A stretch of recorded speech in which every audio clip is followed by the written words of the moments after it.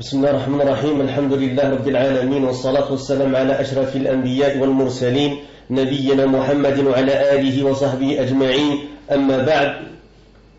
Donc on commence ce cours qui est le 8e cours de l'explication de l'épître Les 4 règles de Cheikh al-Islam Muhammad bin Abdul Wahhab, qu'Allah lui fasse miséricorde, par Cheikh Abdullah bin Abdurrahim al-Bukhari, qu'Allah le préserve.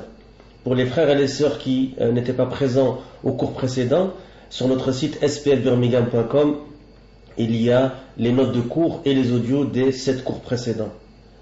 On commence directement et on était arrivé, comme je l'ai déjà dit dès le début, que le cours de Cheikh Abdullah, hafidahullah ta'ala, il l'avait fait cet épître en 3 cours.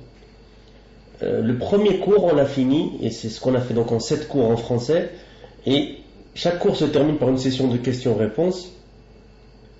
Et lors de la première session de questions-réponses pour le premier cours, il avait parlé d'un point et le cheikh va y revenir avant de commencer l'explication de la deuxième règle. Et il dit justement, hafidahullah ta'ala, قبل أن نبدأ في درس الليلة أرغب في التنبيه على أمر يتعلق باللقاء الذي مضى بارك الله فيكم. وهذا الأمر ما كنت أظن أن الأفهام تبلغ بأصحابه هذا المبلغ، فقد شرق بعضهم وغرب وأتى بالعجائب، والعجائب جمة ولا ضير، فكم من عائب قولا صحيحا وآفته من الفهم السقيم. Donc Cheikh Hafidahullah Ta'ala, il dit, avant de commencer le cours de ce soir, je désire attirer l'attention sur un point lié à la rencontre précédente, qu'Allah vous bénisse. Et ce point, je ne pensais pas que les compréhensions de certains arriveraient à ce niveau, quant à ce point, car certains ont été de tous les côtés dans leur compréhension et sont venus avec des choses étonnantes. Et les choses étonnantes sont nombreuses, et il n'y a pas de mal, car comme sont nombreux ceux qui critiquent une parole correcte, alors que son défaut vient de la compréhension incorrecte. Puis le cheikh il continue en disant hafidahullah وبكل حال فلن أتعرض لما ذكر أو لما بلغني من ذلك وإنما أستعرض بعض ما قد التبس عليه الأمر فأجيب على أنه وجه والجواب عليه من باب ما بال أقوام واضح من باب الجواب على قول النبي صلى الله عليه وسلم ما بال أقوام ألا هو الأمر عندما سئلنا عن الامتحانات أو جعل اختبار الطلاب سؤال الاختبار. لا شك أن هذه المسألة أخذت مسارا بعيدا وشرقت وغربت ولا حول ولا قوة إلا بالله، فقد يكون البعض قصده حسنا وقد يكون البعض قصده سيئا وهكذا، والله أعلم بنا وبهم. هذه المسألة بارك الله فيكم قد بينت فيما مضى من الجواب أن مسألة إجراء الاختبارات والتصحيح يعني تصحيح الأسئلة أسئلة سؤال وجواب نعم وراسب وناجح هكذا، التصحيح ليست من سنن أهل العلم، سمعها بعض الناس سنة ليس من السنة. أنا قلت سنن أعني طريقة العلماء، والجواب عن المسألة أو بيانها أكثر إيضاحا أن بعض الناس قد استشكل وقد يعني أعذره نوعا ما، إذ بعض الناس أشد ظاهرية من ابن حزم نفسه. Cheikh dit, quoi qu'il en soit, je n'interviendrai pas au sujet de ce qui a été dit. Pour comprendre, pour peut-être que les frères et sœurs qui n'étaient pas là au cours précédent, et l'importance de suivre les cours un par un, c'est que le Cheikh avait reçu une proposition ou une question de quelqu'un qui voulait avoir des tests et des examens après chaque cours. Et Cheikh avait répondu par rapport à ça, et certaines personnes ont mal compris la parole du Cheikh, et donc Cheikh ici le clarifie. Quoi qu'il en soit, je n'interviendrai pas au sujet de ce qui a été dit ou de ce qui m'en a été rapporté, mais j'interviendrai uniquement au sujet de certains pour lesquels l'affaire est ambiguë. Et donc j'y réponds comme si c'était un angle. Et la réponse à ce sujet sera dans le sens, et c'est le hadith du prophète sallallahu alayhi wa sallam, ma balu aqwamin, qu'ont des gens à ceci ou cela. Est-ce clair? Le sens de la parole du prophète alayhi salatu wa sallam, ma balu aqwamin, qu'ont des gens à ceci ou cela. Et cette affaire est au sujet de la question qui nous a été posée au sujet des examens ou de faire des examens pour les étudiants, des questions d'examen. Cheikh il dit, il n'y a aucun doute que cette affaire est allée loin et est partie de tous les côtés. Et il n'y a de force ni de puissance qu'en Allah. Il se peut que l'intention de certains soit bonne et il se peut que l'intention d'autres soit mauvaise, etc. Et Allah est le plus savant à notre sujet et à leur sujet. Et cette affaire, qu'Allah vous bénisse, j'avais expliqué dans la réponse qui a précédé, dans le cours précédent, qu'en ce qui concerne le fait de faire passer des examens et de corriger, c'est-à-dire de corriger les questions, des questions et des réponses et qu'il y ait quelqu'un qui réussit ou qui échoue, etc. Cela ne fait pas partie des sunan, traditions des gens de science. Certains ont entendu sunnah, alors que moi j'ai dit sunan, c'est-à-dire la méthodologie des savants. Donc certains ont compris que le cheikh il a dit ça ne fait pas partie de la sunnah. Le cheikh il a dit j'ai dit sunan. Et la réponse à cela, ou une explication plus approfondie de cela, est que certains ont été confus, et je les excuse d'une certaine manière, car certains sont plus zahiri qu'Ibn Hazm lui-même. Ibn Hazm, que l'ulama appelle Ibn Hazm al-Zahiri. Il dit le cheikh,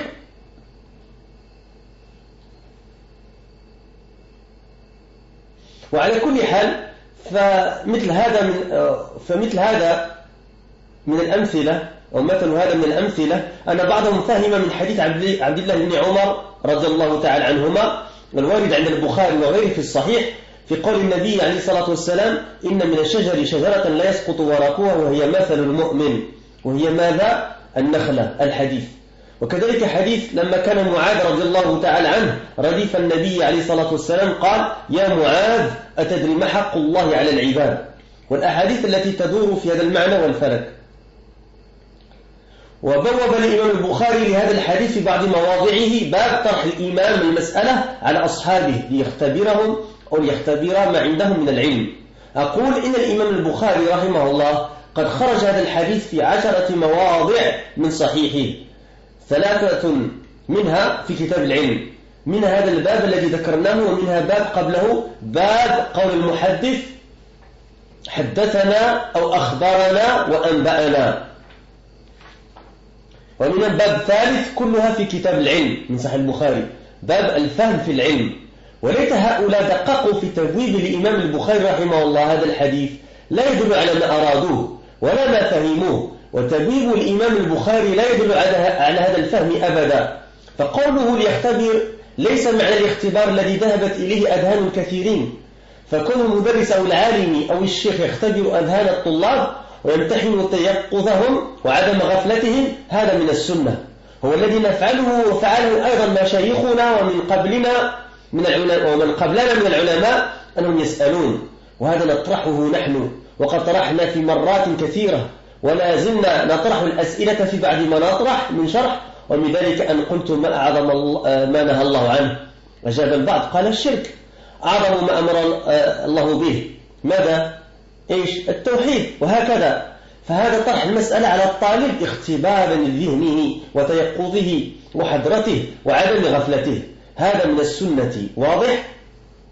Donc Cheikh il dit et quoi qu'il en soit un exemple est que certains ont compris du hadith de Abdullah ibn Omar car le trio les agrée tous deux rapporté par le Bukhari dans l'authentique et par d'autres au sujet de la parole du prophète alayhi salatu wassalam. Donc il y a un hadith ici qui a été rapporté dans beaucoup d'endroits dans le Bukhari rahimahullah et le hadith il dit le prophète sallallahu alayhi wa sallam dit il y a un arbre parmi les arbres dont les feuilles ne tombent pas et il est à l'exemple du croyant. Et on va le voir plus tard inchallah dans l'explication du shirk que cette question elle a été posée par le prophète alayhi salatu wassalam et qu'Abdullah ibn Omar il a su la bonne réponse mais il n'a pas osé le dire par respect pour les sahaba qui étaient plus grands que lui et qui étaient présents. Alors lui, on ne va pas s'attarder en détail sur le hadith, mais juste que vous compreniez le contexte. Et donc le prophète sallallahu alayhi wa sallam, il a parlé de cet arbre et Ibn Omar, il a deviné, sa perspicacité l'a amené à se dire à lui-même que c'était le palmier. Et il avait raison, parce que le prophète sallallahu alayhi wa sallam l'a dit, an-nakhla. Mais on va voir pourquoi Ibn Omar il a compris cela comme ça, incha'Allah. Donc le hadith il dit, il y a un arbre parmi les arbres dont les feuilles ne tombent pas et il est à l'exemple du croyant. Et c'est quoi? Le palmier. Il y a aussi le hadith lorsque Mu'ad, quand le trio l'agré, était à l'arrière du prophète alayhi salatu wassalam sur sa monture et qu'il sallallahu alayhi wa sallam lui a dit oh Mu'ad, sais-tu quel est le droit d'Allah sur ses serviteurs ainsi que les autres hadiths qui tournent autour de ce sens. Et l'imam al-Bukhari a donné comme titre de chapitre pour ce hadith à certains endroits chapitre que l'imam présente l'affaire à ses compagnons afin qu'ils les testent ou qu'ils les testent au sujet de ce qu'ils ont comme science. Je dis, c'est Cheikh al-Bukhari qui parle, l'imam al-Bukhari, quand il fasse miséricorde, a rapporté ce hadith à 10 endroits de son livre l'authentique, as-Sahih, dont 3 dans le chapitre de la science. Donc l'imam al-Bukhari a rapporté le hadith sur l'arbre qu'on a dit qui est le palmier, à 10 endroits de son Sahih, dont 3 dans un seul chapitre qui est Kitab livre de la science, chapitre de la science, qui est Kitab al-Ilm. Donc dans le livre de la science, dans ce chapitre que nous avons cité, et le chapitre qui le précède, qui a pour titre chapitre de la parole du muhaddith, haddathana ou akhbarana ou anba'ana. On avait déjà rapporté une différence entre ces terminologies dans notre premier dars de l'Adab al-Mufrad al-Bukhari rahimahullah, et j'avais cité une référence de Cheikh al-Albani rahimahullah à ce sujet. Et Cheikh il continue, il dit à ce sujet un 3e chapitre, tous dans le livre de la science, dans l'authentique d'al-Bukhari, chapitre de la compréhension dans la science. Puis Cheikh il dit ici seulement cela à le regarder en détail dans le titre du chapitre de l'imam al-Bukhari, qu'Allah lui fasse miséricorde. Ce hadith n'indique pas ce qu'ils veulent, ni ce qu'ils ont compris. Et le titre du chapitre de l'imam al-Bukhari n'indique pas du tout cette compréhension, car sa parole, afin qu'il teste ou examine, n'a pas le sens d'examen vers lequel l'esprit de beaucoup est parti.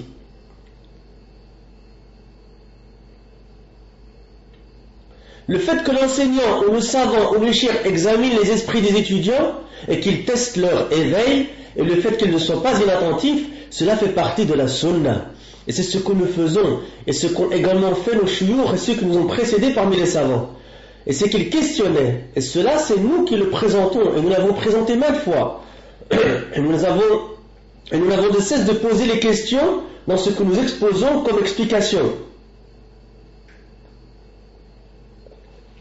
Et parmi cela, c'est que j'ai dit, quelle est la chose la plus grave qu'Allah ait interdite? Certains ont répondu en disant, le shirk, l'association à Allah. Quelle est la chose la plus importante qu'Allah ait ordonnée? L'unicité, etc. Et donc cela est le fait de présenter une affaire à l'étudiant afin de tester son esprit et son éveil et sa concentration, et le fait qu'il ne soit pas inattentif. Cela fait partie de la sunna, est-ce clair? Puis le cheikh continue en disant, Ibn Umar radiallahu ta'ala anhuma قال أنه جاء في نفسه أنها ماذا؟ النخلة. كيف عرف ابن عمر أنها النخلة؟ جاء عند أبي عوانة في مستخرجه وجه قول عبد الله بن عمر أنها النخلة، أو قوله في بعض الروايات وقع في نفسي أنها النخلة، قال فظننت أنها النخلة. عند أبي عوانة لماذا؟ قال من أجل الجمار الذي أتى به النبي عليه الصلاة والسلام. لما جاء النبي عليه الصلاة والسلام إلى أصحابه معه الجمار ومن النخل وجلس، فأتى النبي عليه الصلاة والسلام بجمار فقال إن من الشجر شجرة لا يسقط ورقها وهي مثل المؤمن.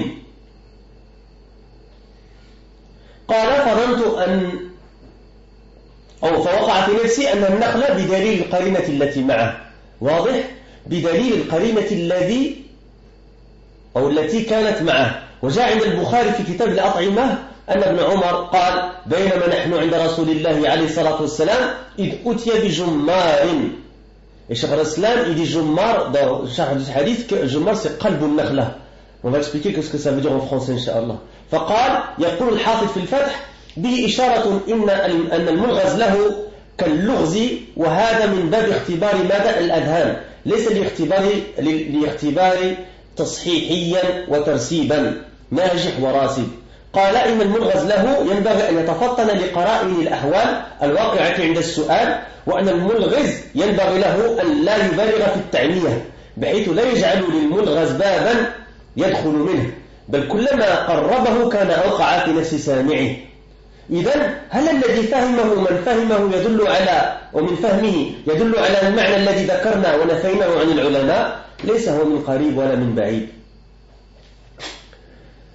Ibn Omar, quand les a agrégés tous les deux, a dit qu'il avait eu à l'esprit que c'était le palmier. Comment est-ce qu'Ibn Omar savait que c'était le palmier? Il a été rapporté par Abu Awana dans son Mustakhraj la raison pour laquelle Ibn Omar a dit que c'était le palmier, ou sa parole dans certaines narrations, j'ai eu à l'esprit que c'était le palmier. Il dit, j'ai pensé que c'était le palmier. Et d'ailleurs, pour vous susciter votre curiosité, c'est ce qu'on dit toujours dans nos cours, c'est qu'on cite des sources, c'est pour susciter la curiosité des frères et des sœurs et qu'ils aillent voir dans ces sources-là et qu'ils apprennent d'autres choses en même temps, comme nous l'a dit Cheikh Moustapha Mabram et d'autres parmi les gens de science. Et donc maintenant, soyez un peu curieux et allez chercher dans les livres et allez voir aussi la réaction de son père, Omar ibn Khattab, quand Ibn Omar lui a dit cela. Et les fawaid qu'ils ont, les ulama, ils ont tiré de ça. Donc il dit, j'ai pensé que c'était le palmier, comme c'est rapporté par Abu Awana. Pourquoi? Il dit en raison d'Al-Jummar. Al-Jummar en français c'est le spadis du palmier, avec lequel est venu le prophète alayhi salatu wassalam. Lorsque le prophète alayhi salatu wassalam est venu chez ses compagnons, alors qu'il avait le spadis du palmier, ce qu'on appelle Jummar, c'est-à-dire qalbun nakhlah, comme l'a dit Cheikh al-Islam, et il s'assied alayhi salatu wassalam. Le prophète alayhi salatu wassalam vint donc avec le spadis et dit, il y a un arbre parmi les arbres dont les feuilles ne tombent pas, qui est à l'exemple du croyant. Il dit, Ibn Omar, j'ai pensé ou m'est venu à l'esprit que c'était le palmier avec pour preuve l'indice qui était avec lui. Est-ce clair? Avec pour preuve l'indice qui était avec lui. Et il était rapporté par Al-Bukhari dans son authentique dans le livre des Kitab al-At'ima, le livre des nourritures, qu'Ibn Omar a dit, alors que nous étions assis auprès du messager d'Allah sallallahu alayhi wa sallam, un spadis de palmier lui fut apporté et il dit alayhi salatu wa sallam.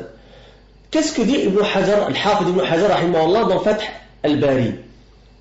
C'est quoi le Fath? Quand les ulama disent Ibn Hajar, Al-Hafid a dit dans le Fath, c'est-à-dire Ibn Hajar al-Asqalani, dans son livre Al-Fath al-Bari, Sharh Sahih al-Bukhari, qui est l'explication du grand savant Al-Hafid Ibn Hajar al-Asqalani de l'authentique de l'imam al-Bukhari rahimahumullah jami'an.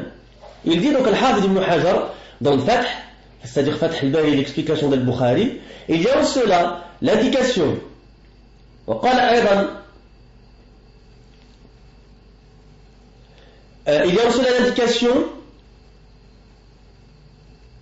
que celui à qui l'énigme est dite, le Cheikh dit, le Bukhari dit comme l'énigme, et ça fait partie du test de quoi? Du test des esprits, et pas un examen en termes de correction d'échec, un réussi ou un échoué. Il dit, donc Al-Hafid Ibn Hajar, on revient à l'apport du Al-Hafid Ibn Hajar, rahimahullah, il convient à celui à qui l'énigme est dite qu'il réfléchisse aux indices des situations qui ont lieu lors de la question, et qu'il convient à celui qui pose l'énigme de ne pas exagérer dans la dissimulation, at-ta'miyah. At-ta'miyah, c'est-à-dire que la personne qui pose l'énigme, il ne doit pas exagérer au point que la personne ne sache pas trouver la réponse, qui dissimule complètement. Il dit en ne laissant aucune porte à celui à qui est posé l'énigme pour y entrer. Mais au contraire, au plus il lui facilite la chose, au plus cela aura d'effet sur l'esprit de celui qui écoute. Donc Cheikh al-Bukhari, il continue en disant, donc, est-ce que ce qu'il a compris de sa propre compréhension indique le sens que nous avons cité et que nous avons démenti en ce qui concerne les savants? Non, ce n'est pas cela ni de près ni de loin. وقال أيضا الحافظ مستنبطا toujours par rapport à ce hadith في امتحان العالم أذهان الطلبة بما يخفى مع بيانه لهم إن لم يفهموه. الشيخ البخاري دي أي يبين ذلك لا يجعل الأمر تعمية. قال وفيه التحريض أي ابن حجر رحمه الله وفيه التحريض على الفهم في العلم. وقد بوب البخاري رحمه الله له باب الفهم في العلم. قال الحافظ ابن حجر رحمه الله وفيه ضرب الأمثال والأشباه لزيادة الأفهام. شيخ البخاري دي وفي باب الفهم في العلم بعد أن ذكر الحديث بين مناسبة الحديث للباب فقال رحمه الله مناسبته للترجمة أن ابن عمر رضي الله عنهما لما ذكر النبي عليه الصلاة والسلام المسألة عند إحضار الجمار إليه فهم أن المسؤول عنه النخلة فالفهم فطنة يفهم بها صاحبها من الكلام ما يقترن به من قول أو فعل. Al-Hafid Ibn Hajar rahimahullah, il dit aussi en déduisant cela du hadith, il y a dans ce hadith le fait que le savant teste l'esprit des étudiants par ce qui est dissimulé tout en le leur clarifiant s'ils ne l'ont pas compris. C'est-à-dire qu'il explique cela et ne laisse pas l'affaire complètement à l'aveugle, c'est-à-dire dissimulée. Il dit, il y a dans ce hadith l'incitation à la compréhension de la science. Cheikh al-Bukhari dit que l'imam al-Bukhari a donné comme titre de chapitre à ce hadith chapitre de la compréhension dans la science. Et je vous dis, mes frères et sœurs en Allah Azza wa Jal, et je vous recommande vivement si vous ne l'avez pas de l'acheter, si vous l'avez de le lire, c'est que Cheikh Zayd ibn Hadi al-Madkhali hafidahullah ta'ala, il a fait un volume entier dans l'explication du livre de la science de l'authentique d'Al-Bukhari rahimahullah. Et c'est publié. On continue, et dans le chapitre de la compréhension dans la science, après qu'il ait cité le hadith, il a clarifié l'opportunité du hadith pour ce chapitre en disant qu'Allah lui fasse miséricorde. Son opportunité quant au titre du chapitre, et c'est quoi le titre du chapitre? Chapitre de la compréhension de la science, Donc quelle est l'opportunité du hadith d'Ibn Omar par rapport à ce chapitre? On va le voir maintenant. Son opportunité quant au titre du chapitre est qu'Ibn Omar, lorsque le prophète sallallahu alayhi wa sallam a cité l'affaire, lorsque le spadis du palmier lui fut présenté, Ibn Omar il a compris que ce au sujet duquel la question a été posée est le palmier. Et donc la compréhension est une perspicacité par laquelle celui qui la détient comprend en termes de parole ce qui l'accompagne comme parole ou action. Puis le cheikh il dit فهذه الأحاديث وما جرى مجراها هو من باب طرح المسألة لاختبار أفهام الطلاب لا أن أجري اختبارا عند ختم الدرس أو الدروس أو الكتاب وأقول فلان ناجح وفلان راسب. والأمر الثالث بارك الله فيكم لو تأملت في سير العلماء الذين درسوا وقرأت تراجمهم منذ السلف الأول وما مر على هذه الأمة من إنشاء المدارس كالمدرسة البيهقية والمدرسة النظامية والصلاحية وغيرها مما توارد عليها العلماء ودرسوا فيها العلم لن تجد أن أحدا منهم في ختم الدرس أو إنهاء كتاب أن أجرى اختبارا للطلاب ناجح وراسب. اجعل تحتها خطوطا أو فوقها خطوطا حتى يفهم هذا سنن العلم. يدرس العالم ويختبر أذهان الطلاب إن كانوا فهموا إن لم يفهموا أعاد ليفهموا. ثم بعد ذلك دور الطالب من مذاكرته للعلم هو يذاكر ويتذاكر مع أخيه وصاحبه ليثبت العلم. ولو تأملت في الكتب المؤلفة في أدب الطلب والمنصوص عليها ستجد من مقالات العلماء مثلا ما ذكره العلامة ابن جماعة قال إذا فرغ الشيخ من شرح درس فلا بأس بطرح مسائل تتعلق به أي بالدرس على الطلبة يمتحن بها فهمهم. شيخ البخاري يدي يعني أختبر تيقظهم وفهمهم وإدراكهم. قال ابن جماعة رحمه الله يمتحن بها فهمهم وضبطهم لما شرح لهم. فمن ظهر استحكام فهمه يعني أنا فاهم ضابط. فمن ظهر استحكام فهمه له بتكرار الإصابة في جوابه شكرا. يعني سألتك فأجبت فكان جوابك صحيحا وكررت سؤالا آخر فأجبت فكان الجواب صحيحا. فما هو الدور؟ قال شكره. قال له أحسنت أو بوركت. الشيخ dit حفظه الله تعالى. Et donc ces hadiths et ceux qui leur sont similaires sont au sujet d'exposer un point afin de tester la compréhension des étudiants et pas que je fasse passer des examens à la fin du cours ou des cours ou du livre et que je dise un tel a réussi et un tel a échoué. Et le troisième point qu'Allah vous bénisse, si tu médites au sujet des biographies des savants qui ont enseigné, et donc j'ai lu les biographies depuis les premiers prédécesseurs, et ce qui s'est passé dans cette communauté en termes d'ouverture d'école, comme Al-Madrasa al-Bihaqiyya, et Al-Madrasa al-Nizamiyya, et Al-Salahiyya, et autres parmi celles où se sont succédés les savants, et dans lesquelles ils ont enseigné, tu ne trouveras jamais que l'un d'entre eux, à la fin du cours, ou à la fin d'un livre, qu'il a fait passer un examen à ses étudiants, a échoué ou a réussi. Trace des lignes au-dessus de cela ou en dessous de cela afin que cela soit compris. Voici les traditions de la science. Le savant enseigne, il teste les esprits des étudiants, et s'ils ont compris, alors ils ont compris. Et s'ils n'ont pas compris, ils répètent afin qu'ils comprennent. Et après cela vient le rôle de l'étudiant, qui révise la science. Il révise et révise avec son frère et son compagnon, afin que la science s'affermisse. Et si tu médites au sujet des livres écrits au sujet des biensciences, dans l'acquisition de la science, et ce qui a été écrit à ce sujet, tu trouveras les paroles des savants, comme par exemple ce qu'a dit Ibn Jama'a, qui a dit, rahimahullah, lorsque le cheikh a fini d'expliquer une leçon, il n'y a pas de mal à ce qu'il présente des points aux étudiants, ayant trait au cours, afin de tester leur compréhension par ces points. Cheikh al-Bukhari dit, c'est-à-dire que je teste leur réveil et leur compréhension. Ibn Jama'a dit, rahimahullah, il teste par cela leur compréhension et leur précision de ce qui leur a été expliqué, et celui dont apparaît qu'il méprise sa compréhension, c'est-à-dire qu'il a compris avec précision, en ayant juste de manière répétitive et remercié. Cheikh al-Bukhari il illustre cela en disant, c'est-à-dire que je t'ai questionné et que tu as répondu et que ta réponse est correcte, et que j'ai répété notre question et que tu as répondu et que ta réponse est correcte.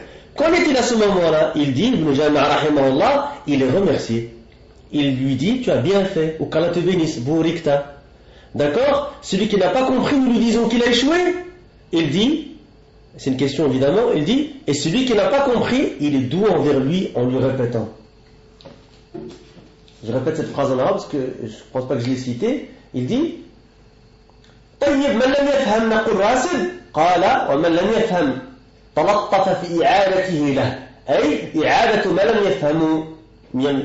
لم يفهمه له. وقال أيضا رحمه الله أن الطالب أن يطالب الطلبة أي الشيخ إذا ما أنهوا حفظ متن عليه أن يطالب الطلبة أن بعض الأوقات في بعض الأوقات بإعادة المحفوظات ويمتحن ضبطهم لما قدم لهم من القواعد المهمة والمسائل الغريبة ويختبرهم بمسائل تبنى على أصل قرره أو دليل ذكره.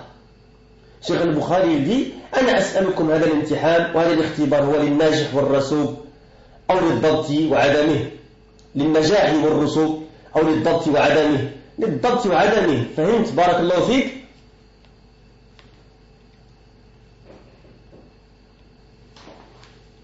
Le cheikh il dit,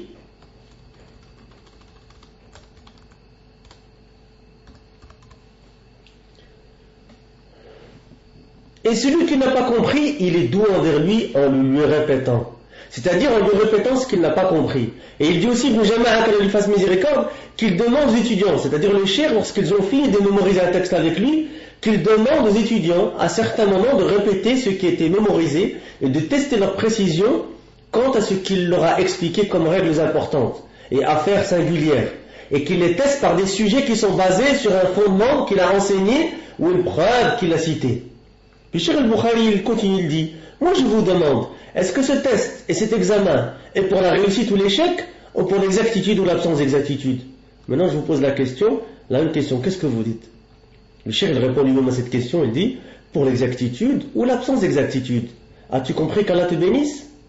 Le quatrième point, الأمر الرابع، ظن بعض الناس أن لفظة اختبر وامتحن أني أمنع منها، وهذا لا أظن مدركا يدرك ما أقول أو ما قلناه مرارا وتكرارا أني أمنعه، لكن الامتحان الذي هو في الذهن وتولد الآن هو الذي أقول إنه ليس على سنن أهل العلم، وإلا فاختبار أذهان الطلاب امتحان ضبطهم وتيقظهم وعدم غفلتهم هذا أمر لا يمكنه أحد، لا يمكن إنكاره، ومما قلناه مرارا وتكرارا في شروحنا على النخبة والموقظة، سيدليغ ضمن مصطلح الحديث وغيرها، أن من وسائل معرفة العلماء ضبط الراوي الامتحان، امتحانه لما يضبطه من المرويات، ليس بعد انتهاء شرح أو درس اختبره امتحانه فيما يحفظ، كما ذاكر أبو زرعة الإمام أحمد، قال أبو زرعة لعبد الله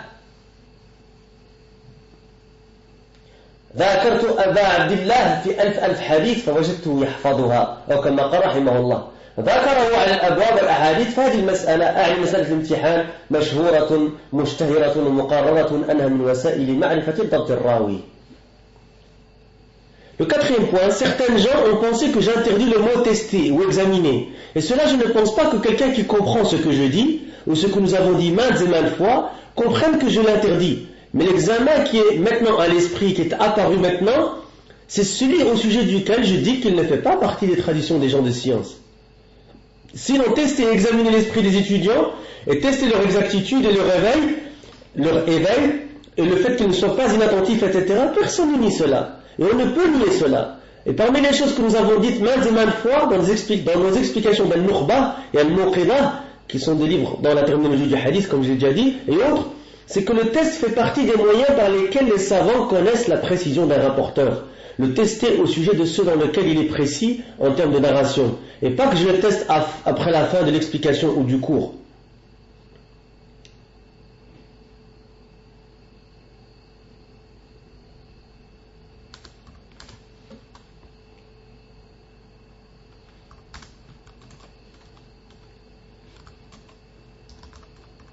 Donc, Cheikh continue en disant, je le teste au sujet de ce qu'il mémorise. Comme l'imam Abu Zur'a, lorsqu'il a délibéré avec l'imam Ahmed, la kunya de l'imam Ahmed c'est Abu Abdillah, et il a dit à Abdullah, j'ai délibéré avec Abu Abdillah, c'est-à-dire l'imam Ahmed, au sujet de 1000 hadiths, c'est-à-dire 1 million, et j'ai trouvé qu'il les connaissait par cœur, ou comme il a dit qu'Allah lui fasse miséricorde. Il a délibéré avec lui, avec l'imam Ahmed rahimahullah, au sujet des chapitres et des hadiths, et donc cette affaire, c'est-à-dire l'affaire de l'examen, est une affaire connue, et répandue, et établie, comme faisant partie des moyens de connaître l'exactitude d'un rapporteur. Et on va voir ça plus tard, Inch'Allah, dans le cours, comme le fait que certains, comme l'ont fait l'imam Bukhari rahimahullah, qu'ils ont tourné ou mélangé des chaînes de narration avec des hadiths pour voir si la personne va voir l'erreur qui est pour tester sa précision. Même si on ne va pas rentrer dans le détail, mais je vous donnerai une référence, Inch'Allah, si pour les frères et les sœurs qui veulent rentrer plus en détail dans ce point-là, par rapport à ce qu'on appelle notamment al-maqloub dans le hadith. Et certains ont dit,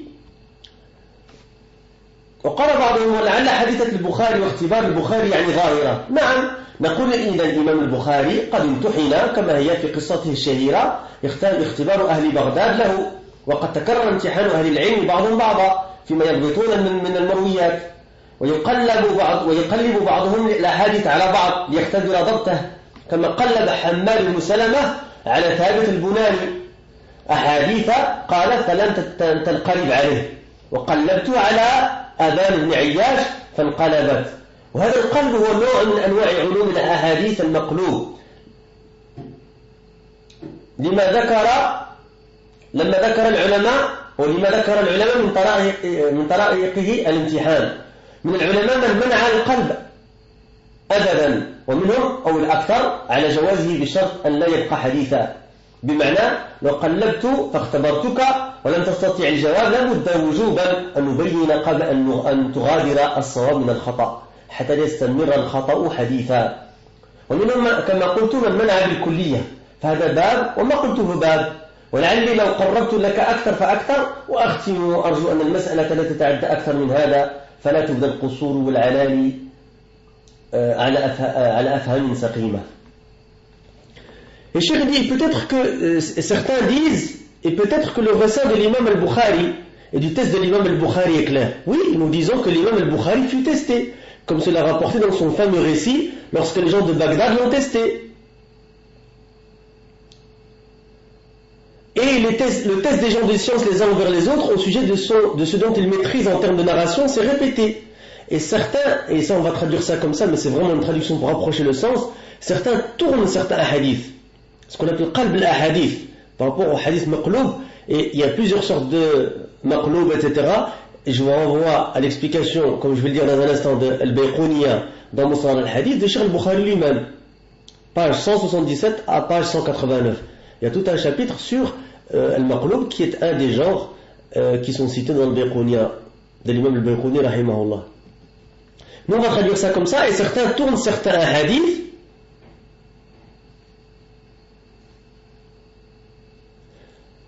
comme Hammad ibn Salama qui a tourné des hadiths à Thabit al-Bunani. Pour le tester, il a dit qu'ils ne se sont pas mélangés pour lui. Et je les ai mélangés pour Aban ibn Ayyash, et ils se sont mélangés pour lui.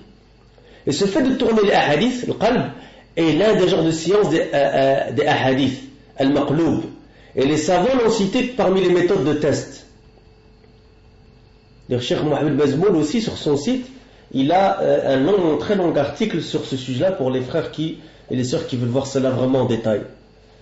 Et Cheikh dit, il y a des savants qui l'ont interdit de manière absolue, et certains, et ils sont les plus nombreux, l'autorisent, avec la condition qu'il ne reste pas comme un hadith, c'est-à-dire, il va expliquer ce que ça veut dire ici, que je t'ai testé, et que tu n'as pas su répondre, alors il m'est obligatoire de t'expliquer avant que tu partes, ce qui est correct et ce qui n'est pas correct, et ce afin que l'erreur ne reste pas comme un hadith. Et certains, comme je l'ai dit, l'ont interdit complètement parmi les gens de science. Et donc ceci est une chose, et ce que j'ai dit est une autre chose. Et peut-être que je t'expliquerai plus et plus, et je conclus à ce sujet, et j'espère que cette affaire n'ira pas plus loin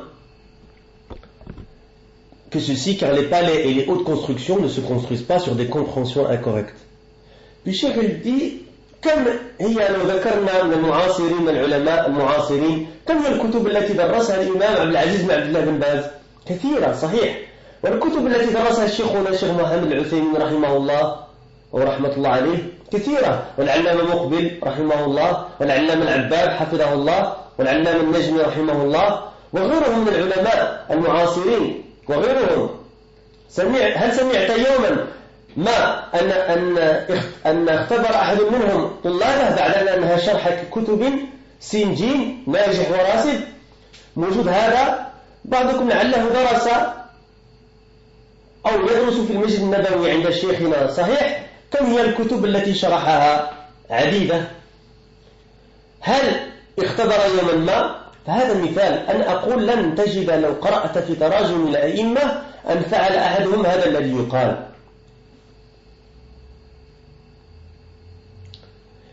Combien sont-ils, si nous citons les contemporains parmi les savants, combien sont les livres que l'imam Abdelaziz ibn Abdullah bin Baz a enseignés?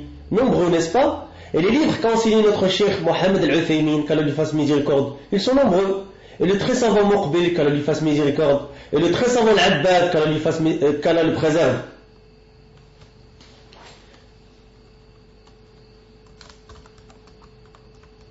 Et le très savant Al-Najmi et d'autres parmi les savants contemporains et d'autres. As-tu entendu un jour que l'un d'entre eux a testé ses élèves après qu'il ait fini l'explication des livres, Sinjim, c'est-à-dire réussi ou échoué? Est-ce que cela est présent? Et puis le cheikh il continue, Cheikh al-Bukhari hafidahullah ta'ala, et peut-être que certains d'entre vous ont étudié à la mosquée prophétique chez notre cheikh, c'est-à-dire chez le Masel Adbad, n'est-ce pas? Combien sont les livres qu'il a enseignés? Nombreux. Ou peut-être qu'il a voulu dire chez... Moi je pense qu'il a voulu dire chez le Masel Adbad. Combien sont, parce qu'il a dit ou étudie encore à la mosquée prophétique, chez notre cheikh, n'est-ce pas? Combien sont les livres qu'il a enseignés? Nombreux. A-t-il examiné un jour? Ceci est un exemple. Moi je dis, Cheikh al-Bukhari qui parle, tu ne trouveras jamais, si tu lis les biographies des imams, que l'un d'entre eux a fait ce qui est dit. Et il se peut que quelqu'un dise, وقد يقول قائل إذا معنى هذا أن الدراسة التي في الجامعات أو في المعاهد المنتظمة هل هذا أنه لا يجوز؟ قلت لك طرائق العلماء هي الشرح الذي ذكرنا والطريقة التي ذكرت لك. أما هذه الجامعات والجهات العلمية الرسمية فلا ضير. أقول لا ضير من إجراء ما فيها من امتحان وتنظيم الأمور وترتيب لها فقط، ليس إلا أنت تسأل عن طريقة العلماء، هذه طريقتهم، تسأل عن طريقة الوزارات، هذه طريقتهم. Cheikh dit, moi, il se peut que quelqu'un dise donc le sens de cela, et que l'enseignement qui a lieu dans les universités ou dans les instituts organisés, est-ce que cela veut dire que cela n'est pas permis? Cheikh il dit, je t'ai dit que les méthodes des savants, c'est l'explication en fonction de ce que nous avons dit, et la méthodologie que je t'ai citée. Quant à ces universités et à ces organismes scientifiques officiels, il n'y a aucun mal. Je dis qu'il n'y a aucun mal à y faire passer des examens et à organiser les choses seulement. Toi, tu questionnes au sujet de la méthodologie des savants. Voici leur méthodologie. Tu questionnes au sujet de la méthode des ministères. Voici leur méthodologie. ولا يصح أن تقول كما جاءتني بعض الرسائل أن بعض الطلبة قال إن الدراسة والحالة هذه أشاع بناء على قول السابق وأشاعة الطلبة أن الدراسة في الجامعة الإسلامي مثلا أو غيرها من الجامعات التي تعنى بدعة، ولا يجوز هذا بارك الله فيكم من الاعتداء والفهم السقيم والافتيات والبهت. فلم أقل إنها بدعة، قلت هذا أنا أقول ولا زلت وأصر بالأدلة التي ذكر لا، ليست على طريقة العلماء التي سلكها أهل العلم في تدريسهم في حلق العلم وجوامع العلم، واضح؟ أما أن يكون في إحدى الجامعات أو المعاهد فعل هذا الفعل بالمفضول ليس إلا ولا تزد على هذا بارك الله فيك، واضح؟ Donc Cheikh il dit, il n'est pas correct que tu dises comme certains messages me sont parvenus, que certains étudiants ont dit que les études dans cette situation, et cela a été diffusé en se basant sur ma parole précédente au sein des étudiants, que les études au sein de l'université islamique de Médine par exemple, ou autres parmi les universités sont une innovation religieuse, une bid'a. Cela n'est pas permis qu'Allah vous bénisse, en termes d'oppression, c'est-à-dire d'injustice, et de mauvaise compréhension, et de calomnie, de mensonges, car je n'ai pas dit que c'est une innovation religieuse. Et je dis cela, moi je dis, et je dis toujours, et je persiste avec les preuves, que ce que tu as dit n'est pas la méthodologie des savants qu'ont suivi les gens de science, dans leur enseignement, dans les assises de science, et dans les assemblées de science. Est-ce clair? Quant au fait que cela soit dans l'une des universités, ou des instituts, cela est fait par ce qui a moins de préséance. Bil mafdoul. Et ne rajoute rien à cela qu'Allah te bénisse. Est-ce clair? Puis Cheikh il va clôturer ce point-là en disant إذن هل يجوز الإنكار على من امتحن واختبر؟ لا يجوز فهمتم؟ نعم في سؤال هذا من اختبار أذهانكم بقي شيء؟ بل إن بعضهم يقول في جواب السابق حتى أني قلت إذا كنت ولا بد فاعلا فاختبر نفسك في البيت فيما بينك وبينه والصحيح لكن لا تغش أو لا تغش وكنت أذكر هذا على سبيل الدعابة قال بعضهم ما الفرق بين اختبار الطالب لنفسه واختبار الشيخ له طيب ماذا نفعل يا إخوة الأمور يجب أن تؤخذ بهدوء وروية ولا يكون الواحد منا إن معه الإدراك والفهم قال الإمام البخاري رحمه الله باب الفهم في العلم. Donc, est-il autorisé de faire un reproche à celui qui a examiné ou testé? Ce n'est pas permis. Avez-vous compris? Oui, dans une question, cela fait partie du fait de tester vos esprits s'il reste quelque chose. Mais de plus, certains ont dit que j'ai dit dans ma réponse précédente que si tu dois absolument le faire, alors examine-toi toi-même à la maison et corrige, mais ne triche pas. Et j'avais dit cela par plaisanterie. Certains me disent, quelle est la différence entre le fait que l'étudiant se teste lui-même et le fait que les chers le testent? D'accord, qu'allons-nous faire? Oh frère, les choses doivent être prises avec calme et discernement et que l'on ne soit pas stupide. La compréhension et la perception. Al-Bukhari, qu'Allah lui fasse miséricorde, c'est le titre du chapitre qu'on a déjà cité, chapitre de la compréhension dans la science. Bab al-Fahm fil ilm. Puis Cheikh il dit à l'étudiant qui lit le matin de Cheikh al-Islam Mohammed al-Wahhab al-Qawl al-Arba, oui vas-y, na'am, tfaddal. Et puis l'étudiant dit Bismillah, alhamdulillah, wa salatu wa salam ala rasulillah, wa ala alihi wa sahbihi wa man walah, amma ba'd, Allahumma ghfir lana wa li shaykhina wa li walidina wa li was-sami'in. Et bien c'est une phrase que je vous recommande de retenir, et c'est une phrase que certains chours, quand on a lu des moutoun, ils nous ont dit de dire, quand tu lis le matn sur un shir, tu dis Allahumma ghfir lana wa li shaykhina li walidina wa was-sami'in. C'est un adab du talib qui lit le matn au shir. قال الإمام المجدد محمد بن عبد الوهاب رحمه الله تعالى في رسالته القواعد الأربع القاعدة الثانية أنهم يقولون ما دعوناهم وتوجهنا إليهم إلا لطلب القربة والشفاعة فدليل القربة قوله تعالى والذين اتخذوا من دونه أولياء ما نعبدهم إلا ليقربونا إلى الله زلفى إن الله يحكم بينهم فيما هم فيه يختلفون إن الله لا يهدي من هو كاذب كفار. Donc l'élève qui lit le texte de l'épître des 4 règles dit au nom d'Allah et toutes les louanges reviennent à Allah et que la prière et la salutation sont sur le messager d'Allah ainsi que sur sa famille et ses compagnons et ceux qui l'ont aimé.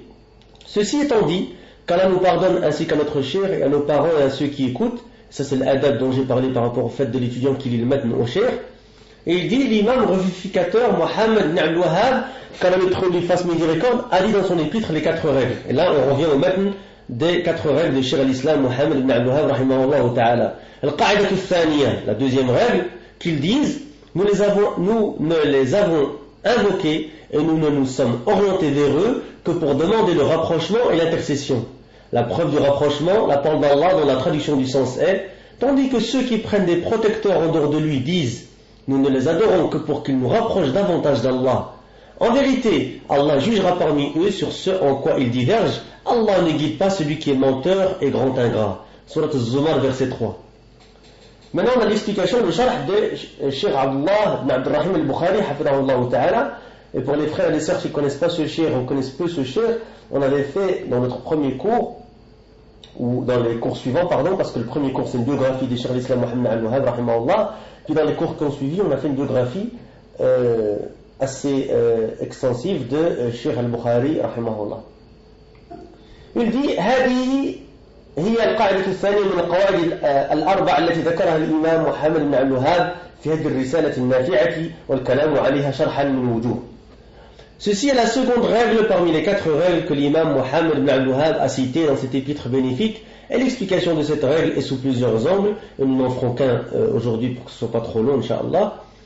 Il dit, al-wajh al-awwal, le premier angle, أن هذه القاعدة فيها بيان حال المشركين الذين سماهم الله عز وجل وحكم عليهم بالخلود في النار كانوا présence de l'enfer وأن هؤلاء مقرون بتوحيد الربوبية وإنما أشركوا في توحيد الإلهية وبيانه أنهم مقرون بأن آلهتهم لا تخلق ولا ترزق مع الله وإنما اتخذوها لتقربهم من الله زلفى ولتشفع لهم عنده فهم إذن عبدوها على جهة القربة أو الشفاعة فيقولون إنما دعوناهم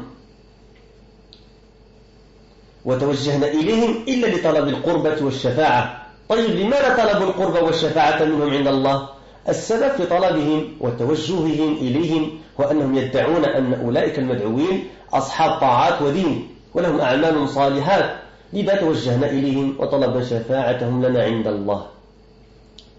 Il y a dans cette règle, donc le premier angle quant à l'explication de cette deuxième règle, il y a dans cette règle la mise en évidence de la situation des associateurs al-mushrikoun qu'Allah le Très-Haut a nommé et au sujet desquels il a jugé qu'ils seront éternellement en enfer et que ceux-là reconnaissent l'unicité de seigneurie, mais ils ont associé dans l'unicité de divinité. Et l'explication de cela est qu'ils reconnaissent que leur divinité ne crée pas et ne pourvoit pas avec Allah, mais nous les ont pris que pour qu'ils les rapprochent davantage d'Allah et afin qu'elles, les divinités, intercèdent pour eux. Ou afin qu'ils intercèdent pour eux, auprès de lui. Et donc ils les ont adorés sous l'angle du rapprochement ou de l'intercession.